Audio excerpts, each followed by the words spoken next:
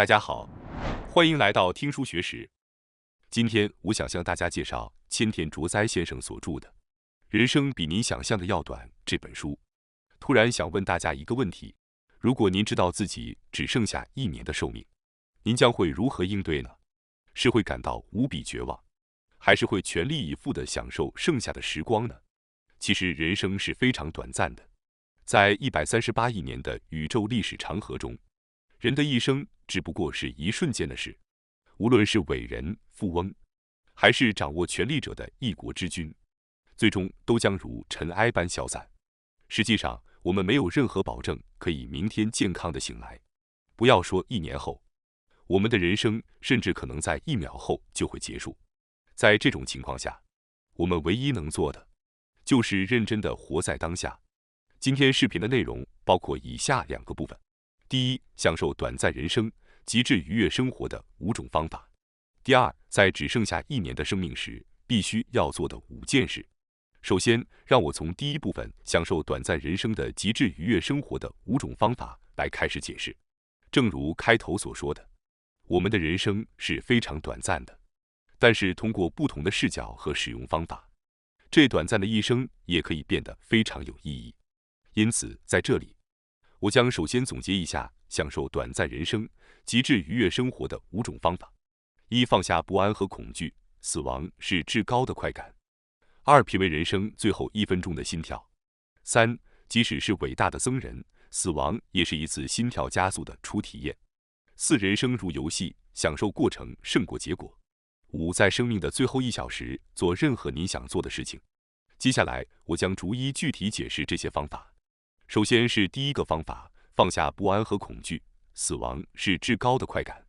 如果将地球的历史用1天的24小时来比喻，人类的历史甚至还不到1分钟。如果我们使用公历，从耶稣诞生到现在的2000年，甚至不到1秒钟。而我们的一生大约80年的时间，也只占0.001秒左右。我们的生命真的像电光火石般迅速结束。不论是富人还是穷人，所有人的一生都会如此迅速地过去。那么，死亡究竟意味着什么呢？本书的作者认为，死亡就像是入睡一样。在一些电视剧或电影等虚构作品中，死亡往往会表现为痛苦的场景，但实际上并非如此。每个人都会像入睡一样来迎接最后的时刻。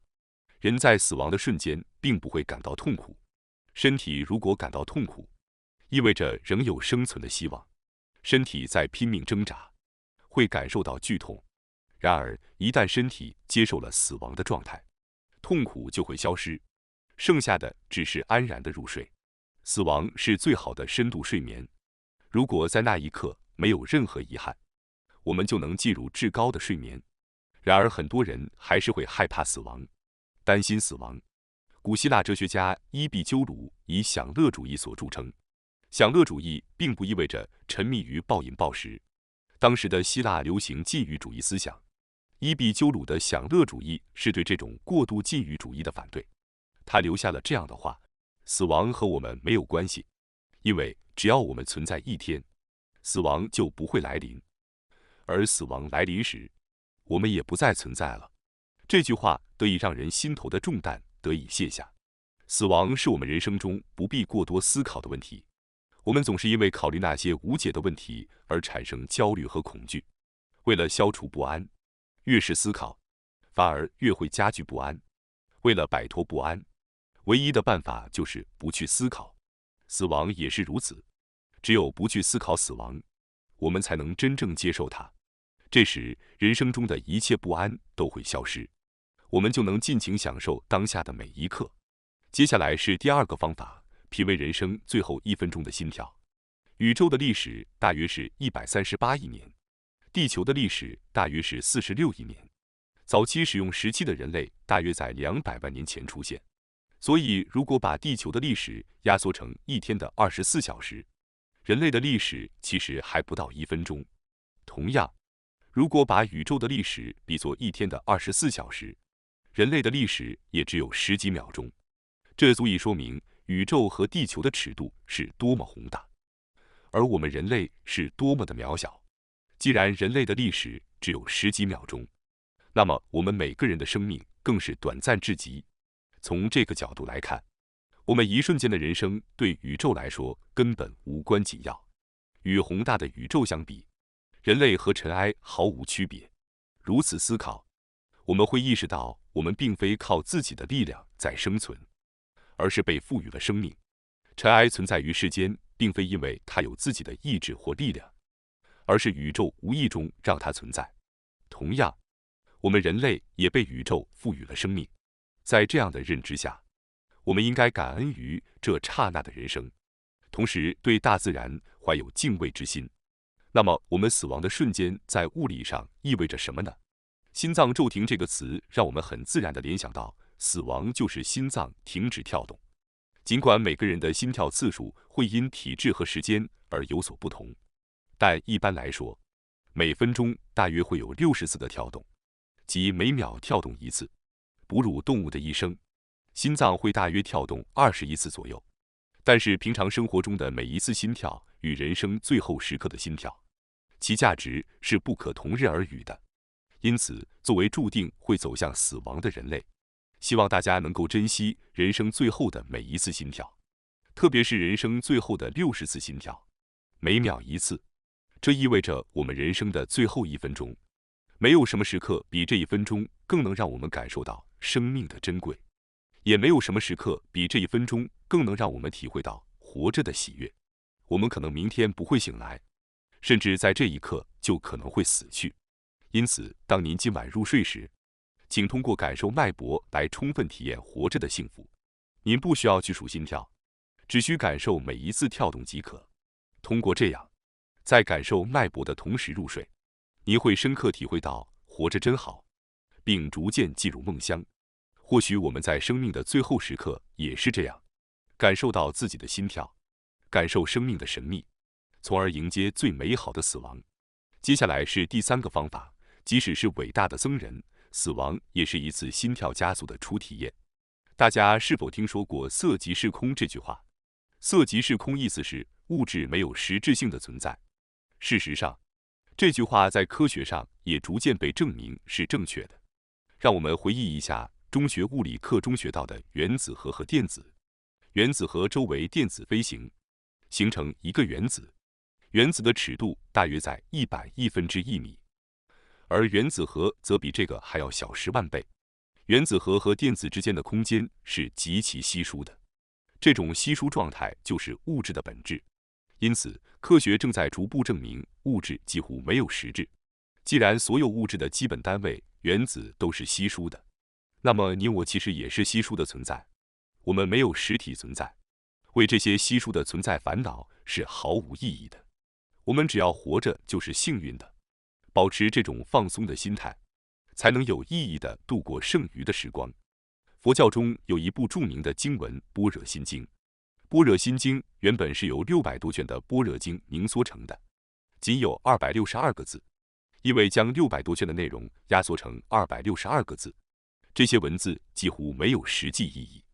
因此，《般若心经》更多的像是一种咒语，重在口诵而非理解。据说这262个字可以理解为死后便知一切，也就是说，即使在600多卷的般若经中，也无法解释清楚死亡究竟是什么。没有人经历过死亡，这是理所当然的。因此，人生的最后1分钟对任何人来说都是第一次体验。在人生的最后时刻，我们将经历从未有过的初体验，令人心跳加速。期待这一初体验，也是丰富剩余人生的秘诀。接下来是第4个方法，人生如游戏，享受过程胜过结果。大家有没有想象过死后的世界呢？作者偶尔会思考死后的世界，并表示如果那里真的存在的话，那也算是一种幸运，因为可以重新享受人生。人生就像一场游戏，我们不能抱怨我们被发到的牌，而是要想办法如何享受这场游戏。大部分我们的能力从出生时就已经确定了。出生在贫困家庭的人会一直贫困。然而重要的是，即使您出生在贫困的家庭，也可以过得很幸福。生活就是这样一场游戏，无论您手里的牌多么糟糕，总会有逆转的方法，这也是人生游戏的有趣之处。因此，真正重要的是享受这个游戏的过程，而不是能否真的取得胜利。我们无法确定是否存在死后的世界，但是如果真的存在的话，那也是一种幸运，因为可以避免许多我们在生活中犯下的罪行被揭露出来。请在心里默默地告诉我，在长达一生的旅程中，您犯下了多少罪恶？您认为你有信心进入天堂吗？几乎没有人能回答说自己一生中没有犯下过任何罪行。许多人在当回顾自己的一生时，都可能会认为自己会下地狱。耶稣曾对门徒们说过：“富人难进天堂，骆驼穿过针孔比富人进天堂还容易。即使是富有的人，也很难进入天堂。”因此，对于经常拮据、心理压力大的人，进入天堂几乎是不可能的事。所以，如果死后的世界不存在，那也算是一种幸运，因为我们能够避免进入地狱。总而言之，无论死后的世界存不存在，我们都可以抱着幸运的心态来考虑这个问题。这样一来，我们甚至可以不再考虑自己死后的事情，对吧？我们在面对死亡时什么都做不了，我们唯一能做的就是接受和准备迎接死亡。同样的，就像我们在临死前的最后1分钟一样，我们无法做任何事情，我们只能感受剩下的60秒，并为即将到来的最后做好准备。此外，无论是1小时前、1天前、1周前，还是1年前，我们都无法做任何事情。我们从出生那一刻起，只能准备接受死亡的时刻。话虽如此，每个人的生命都会有最后的1分钟，但是我们不知道这1分钟什么时候会到来。不再纠结于自己离世后的事情，只需专注于当下，尽情地度过这有限的一生即可。接下来是第5个方法，在生命的最后1小时做任何您想做的事情。如果有人告诉您只剩下1小时的生命，你会如何度过这段时间呢？1小时等于60分钟，即3600秒。当听到只剩下1小时的生命的消息时，许多人可能会感到绝望。但我们也可以换个角度思考，这其实是上天赐予我们的相当长的一段时间。因此，请珍惜这3600秒的时间。在这段时间里，您可以做任何您想做的事情。我相信您不会把时间浪费在您不愿意做的事情上。作者说，在想象自己只剩下1小时的生命时，他会感觉到兴奋。这可能是因为他认为自己的一生都是为了这1小时而存在的。那么，在这最后的3600秒里，你会选择做什么呢？每个人都会经历这3600秒，它将影响我们生活的幸福度。生活虽然短暂，却是由无数个3600秒所积累而成。我们如何度过这有限的时间，将决定我们生命的意义和价值所在。接下来是第2部分，在只剩下1年的生命时，必须要做的5件事。在这里，我将给大家介绍面对只剩下1年的生命时，必须要做的5件事：1. 全心全意的感恩人生；2. 在生命结束之前一定要读的一本书；3. 策划一场完美的复仇；4. 为了充分燃烧生命而努力学习；5. 更加重视健康。首先是第1件事，全心全意的感恩人生。如果您知道自己只剩1年的生命了，你会如何度过这段时间呢？20世纪的德国著名哲学家海德格尔指出，人必须正视死亡，从恐惧中明白自己活着的重要性。为自己计划未来时，必须包括死亡。人不该只接受生命，而拒绝接受死亡。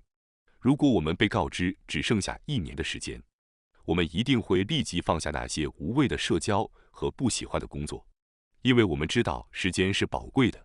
然而事实上，无论是否被告知只剩下1年的时间，我们都可以把未来的每1年当作只剩下的1年来度过。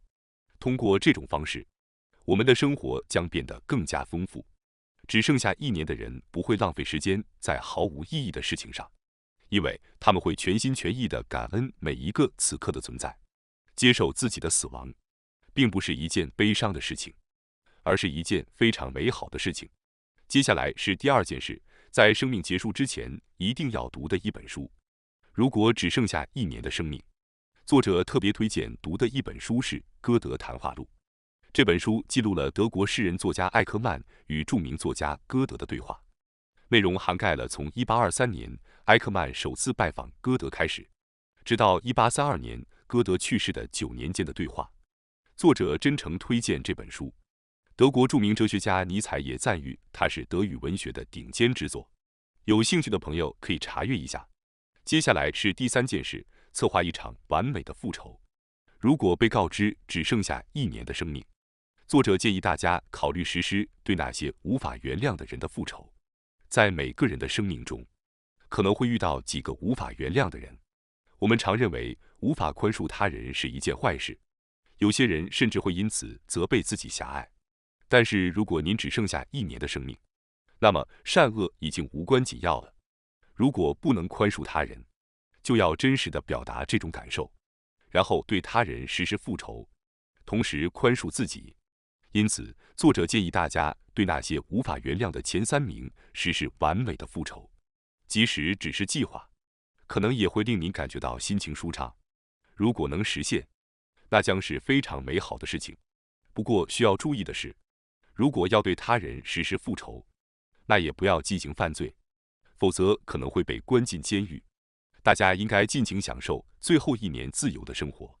在这里我强调一下，这些只是作者独特的观点，我并不推荐大家实施完美的复仇，而是应该去做更多有意义的事。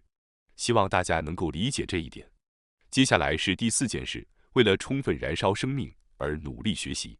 如果您的生命只剩1年，有一件事情希望大家都能去做，那就是学习。或许有人会质疑说，既然都要死了，学习还有什么意义呢？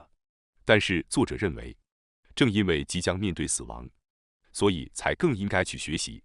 有了这最后的1年时间，其实可以做很多事情。实际上，有人虽然罹患重病，但梦想参加大学入学考试，并在确保合格后才去世。有很多这种真实的故事，我们可以抓住自己内心的强烈渴望，努力提升自己，来追求更高的人生境界，这样才能让人生更加充实和有意义。这种态度不仅限于学习，无论是健身还是其他领域，关键在于在生命的最后时光里的全力以赴。因此，请大家务必在剩下的1年生命里，挑战自己真正想要实现的目标。接下来是第5件事，更加重视健康。当被告知只剩下1年的寿命时，务必要注意的是，不要过度饮酒或暴食。有些人在面对这样的宣告时，可能会感到绝望，从而不顾一切地放纵自己。虽然说话直接了点，但作者认为这是未能提前做好准备所导致的一种报应。那些因宣告寿命而惊慌失措的人，请务必停下来冷静思考。即使不是癌症，我们终将面对死亡，可能是其他疾病或意外事故导致，但死亡对每个人来说是共同的命运。因此，即使被宣告只剩下1年的寿命，也绝不应该不顾一切的过度饮酒或暴食。这样做只会让您活着的同时已经失去了生命的意义。正如前面所说，有了1年的时间，您真的可以做很多事情。您甚至可以坠入爱河，或者遇到治疗可以克服重病的机会，从而延长生命。只有那些关心健康并努力保持健康生活的人，才能最终得到运气和机会的青睐。感谢大家收看今天的节目。如果你喜欢我们分享的内容，记得点赞、订阅并开启小铃铛通知，第一时间获取我们的更新。在下次的节目中，我们将继续为大家分享更多有益的书籍。再次感谢大家的支持，我们下期再见。